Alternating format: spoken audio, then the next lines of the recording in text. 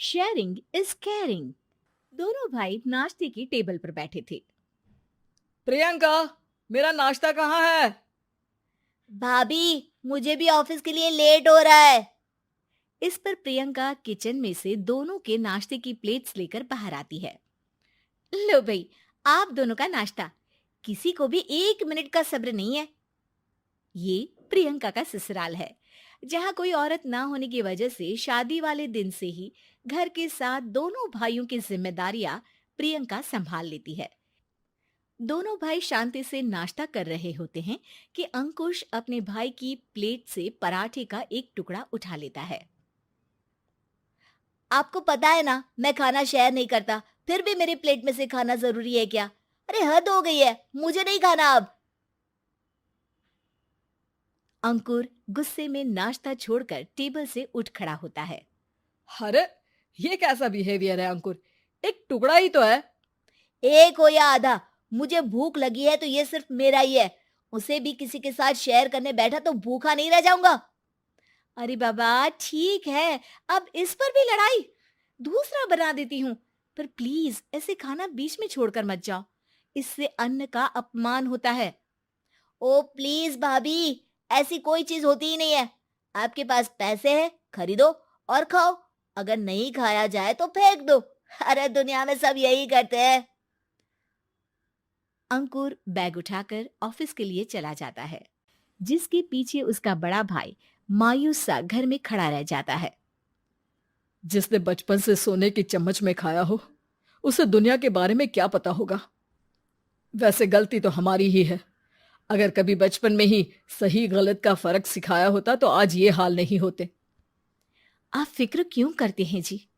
भगवान है, वो जो भी करता है सबकी भलाई के लिए ही करता है। और जब वो चाहेंगे तो अपनी तरह से अंकुर भैया को भी सब कुछ सिखा देंगे। पत्नी की बात पर विश्वास कर अंकुश भी ऑफिस चला जाता है। सुबह से दोपहर होती है और अंकुर लंच करने ऑफिस के पास वाले रेस्टोरेंट में पहुंचता है, जहां वो एक साथ बहुत सारा खाना ऑर्डर कर देता है। सर, क्या कोई आपको ज्वाइन करने वाला है? नहीं तो क्यों? अब कुछ नहीं सर, ऐसे ही। वेटर चला जाता है और कुछ देर में अंकुर का ऑर्डर लेकर वापस आता है, जिस पर अंकुर सब डिशेस में से थोड़ा थोड़ा खाकर बाकी ऐसे ही छोड़कर बिल देकर चला जाता है। वाह भगवान, तेरी माया। कहीं कोई एक एक टुकड़े के लिए तरसता रहता है और ये 5 लोगों का खाना ऑर्डर करके एक का भी पूरा नहीं खाते। पैसे वालों की माया। वेटर टेबल साफ कर बचा हुआ सारा खाना लेकर रेस्टोरेंट के पीछे घूम रहे बच्चों के पास पहुंच जाता है, जिसे देख बच्चों के चेहरे खिल उठते हैं। वाह, आज इतना सारा खाना आया। थैंक यू भैया। भगवान आपको खाने की फैक्ट्री बना दे। अगर ये फैक्ट्री मेरी होती तो तुम लोगों को कभी किसी का झूठा बचा हुआ खाना नहीं खाना पड़ता। चलो तुम लोग खाओ, पर ध्यान रखो किसी को पता ना चले, नहीं तो मेरी नौकरी चली जाएगी। इसी के साथ दिन बीतता है और रात को दोनों भाई एक साथ घर पहुंचते हैं। कुछ देर में सब डिनर करने बैठते हैं, जहां अंकुश अंकुर को समझाने की कोशिश करता है। अंकुर, अगर हमें लाइफ में सब कुछ मिला है, इसका ये मतलब नहीं कि तुम उसका गलत फायदा उठाओ, बल्कि तुम्हें उसकी मदद से दूसरों को भी मदद करनी चाहिए। भैया, जिनके पास नहीं है उनकी वजह मैं तो नहीं ना। और ऐसे बहुत लोग हैं जिनके पास सब कुछ है। इसलिए अगर मैं एक इंसान कुछ नहीं करूंगा तो कोई फर्क नहीं पड़ने वाला। तुम्हारे भैया बस एक चीज समझाना चाहते हैं कि जिस चीज की हमारे पास कमी नहीं है, उसे बर्बाद करने से अच्छा है कि लोगों के साथ शेयर करें। इससे हम सिर्फ सामान नहीं, खुशियां भी बांटते हैं, और इसमें तुम्हारा ज्यादा कुछ तो जाएगा नहीं। भैया भाभी की बात सुन अंकुर कुछ बोले बिना उठकर चला जाता है। इसी तरह दिन बीतते रहते हैं, जिसमें अंकुश और प्रियंका कोशिश तो बहुत करते हैं, पर अंकुर पर किसी भी चीज का कोई असर नहीं पड़ता। एक दोपहर अंकुर सैंडविच खाते हुए सड़क के किनारे चल रहा होता है। तभी उसकी नजर आइसक्रीम वाले पर पड़ती है और वो सैंडविच सड़क किनारे फेंक आइसक्रीम खरीदने पहुंच जाता है।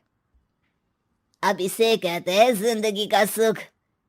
जैसे ही अंकुर आइसक्रीम लेकर पीछे मुड़ता है, तो एक आदमी को सड़क से वही सैंडविच उठाते हुए देखता है। वो आदमी बहुत कमजोर, गरीब, जैसे बहुत दिनों से खाना ना खाया हो वैसा लग रहा था। अंकुर उसके पास जाकर खड़ा हो जाता है। उसे देखकर आदमी सैंडविच अंकुर की तरफ कर देता है। आपको भी खाना है क्या? क्या हम इसे आधा आधा कर ले? मुझे बहुत भूख लगी है। वो मेरा ही झूठा सैंडविच है। तुम दूसरा खरीद कर क्यों नहीं खा लेते? इसे क्यों खा रहे हो? अरे भैया, अगर खरीदने के पैसे होते तो 4 दिन से भूखा नहीं घूम रहा होता। हैं? क्या? तुमने 4 दिन से कुछ नहीं खाया, फिर भी इस आधे सैंडविच को मेरे साथ बांटने के लिए तैयार हो गए? क्यों?